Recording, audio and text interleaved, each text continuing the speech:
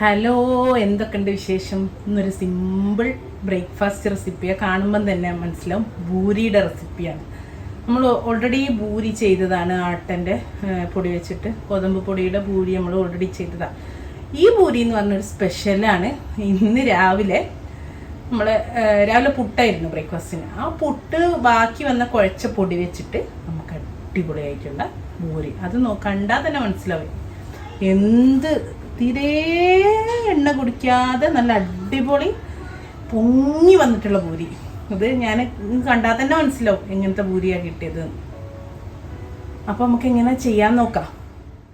ഞാൻ രാവിലെ പുട്ടുണ്ടാക്കിയ പുട്ടിൻ്റെ പൊടി, അതായത് കുഴച്ച പുട്ടിൻ്റെ പൊടിയാണ്. ഉപ്പൊക്കെ ഇട്ട് വെള്ളമൊക്കെ ഇട്ടിട്ട് കുഴച്ച് വെച്ച പുട്ടിൻ്റെ പൊടി കുറച്ച് ബാക്കിയുണ്ട്. ഇത് വെച്ചിട്ടാണ് ഇപ്പം നമ്മൾ നല്ല അടിപൊളിയായിട്ടുള്ള ക്രിസ്പി ആയിട്ടുള്ള ഒരു പൂരി ഉണ്ടാക്കാൻ പോകുന്നത്. അപ്പം ഇത് കുഴച്ച പൊടി ഒരു 1.5 കപ്പ് ഉണ്ട്. ഞാൻ അളന്ന് നോക്കി നിങ്ങളോട് കറക്റ്റ് പറയണമല്ലോ. അപ്പം അതിന് വേണ്ടിയിട്ട് ഇതിപ്പോൾ ഒരു 1.5 കപ്പ് ഉണ്ട്. രാവിലെ കുഴച്ചാൽ കണ്ടോ, നല്ല നനവൊക്കെ ഇപ്പോഴും ഉണ്ട്. ഞാൻ ഇന്ന് രാവിലെ കഴിഞ്ഞൊരു ബോക്സിലാക്കിയിട്ട് ഫ്രിഡ്ജിൽ വെച്ചായിരുന്നേ. കുറച്ച് നേരമായി പുറത്തെടുത്ത് വെച്ചിട്ട്.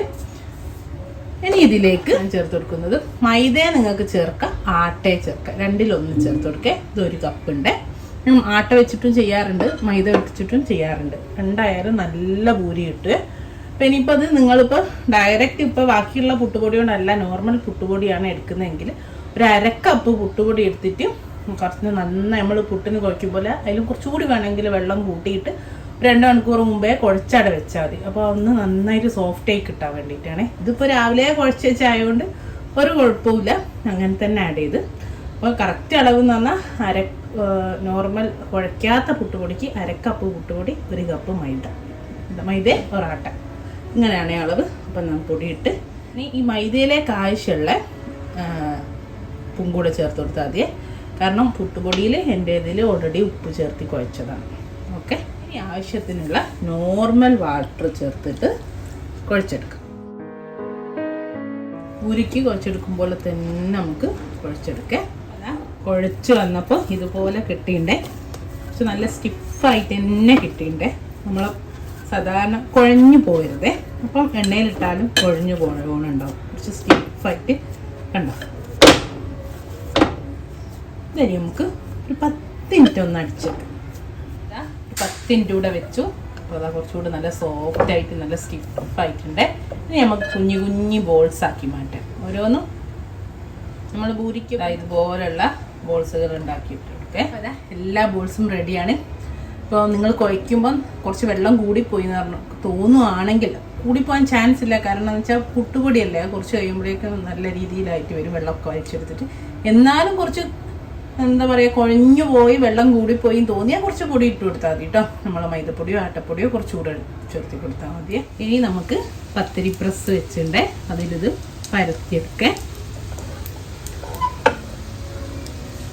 അപ്പോൾ പരത്തി ഇതാ, ഇനി നമുക്ക് ചൂടായ എണ്ണയിൽ നന്നായിട്ട് ചൂടായി കിടക്കുന്നുണ്ട്, നമുക്കതിലേക്ക് ഇട്ടുകൊടുക്കാം.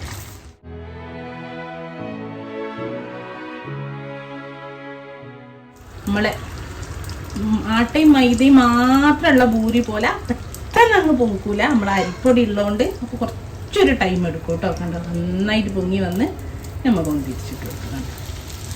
നല്ല പെർഫെക്റ്റ് ആയിട്ട് വരുന്നുണ്ടോ. അതേപോലെ അതാ ഒന്ന് ഞാൻ ആദ്യം പൊരിക്കുകയും ചെയ്തേ. നല്ല പൂരിയാണ്. ഒരു ദിവസം പുട്ടുണ്ടാക്കി പിറ്റേന്നും ബാക്കി പൊടിയുണ്ടേ പുട്ടുണ്ടാക്കി ആരും തിന്നൂല. എല്ലാവർക്കും മടിയിരിക്കും. അപ്പോൾ അതാ പിറ്റേന്നേക്ക് അത് ഫ്രിഡ്ജിൽ വെച്ച് നമുക്ക് പൂരി ഉണ്ടാക്കാം.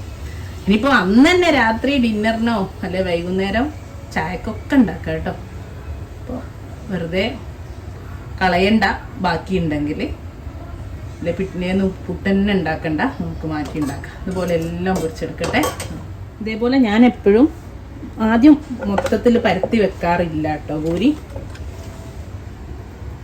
കാരണം അതിങ്ങനെ ഉലർന്നു പോകുമ്പോൾ ചിലപ്പോൾ അതുപോലെ കറക്റ്റായിട്ട് പൊങ്ങി വന്നൊന്നും ഉണ്ടാവില്ല. അപ്പം ഞാൻ എന്ത് ചെയ്യും, പ്രസ് എടുത്തിട്ട് പരത്തും പൊരിക്കും. ആ ഒരു രീതിയിലാണ് ചെയ്യാറ്. പ്രസ്സിലാകുമ്പോൾ പെട്ടെന്ന് നമ്മൾ ഒന്ന് പൊരിഞ്ഞ് വരുമ്പോഴേക്കിനും അടുത്തത് പരത്തി കൊടുക്കും. ആ രീതിയിലാണ് ഉണ്ടാക്കാറ്. പിന്നെയെന്ന് പറഞ്ഞാൽ അരിപ്പൊടി തന്നെ ഇതിൽ ചേർത്തിക്കൊണ്ട് കുറേ ടൈം, ഒരുപാട് സമയം നല്ല ക്രിസ്പി ക്രിസ്പി ആയിട്ട് നല്ല ടേസ്റ്റിൽ കിട്ടും. കണ്ടോ, നമ്മൾ നോർമലി പൂരിക്കാണെങ്കിൽ നമ്മൾ പൊങ്ങാൻ വേണ്ടിയിട്ട് ഇങ്ങനെ തവി വെച്ചിട്ട് ഇങ്ങനെ പ്രസ് ചെയ്തൊക്കെ കൊടുക്കുക. അതൊന്നും വേണ്ട, നമുക്ക് അതിലിട്ടിട്ട് അടുത്തത് പരത്തുമ്പോഴേക്കും അതങ്ങ് റെഡി ആയി കിട്ടും. എന്ത് അടിപൊളി പൂരിയാണ് കണ്ടില്ലേ. അപ്പം എല്ലാവരും മസ്റ്റ് ട്രൈ ആണേ. ഞാൻ എല്ലാം പൊരിച്ചെടുക്കട്ടെ. അപ്പം അതാ ഇത്രേ ഉള്ളൂ. ഇൻഷാ അല്ലാഹ് നല്ലൊരു വീഡിയോ ആയിട്ട് നമുക്ക് വീണ്ടും കാണാം. Thank you.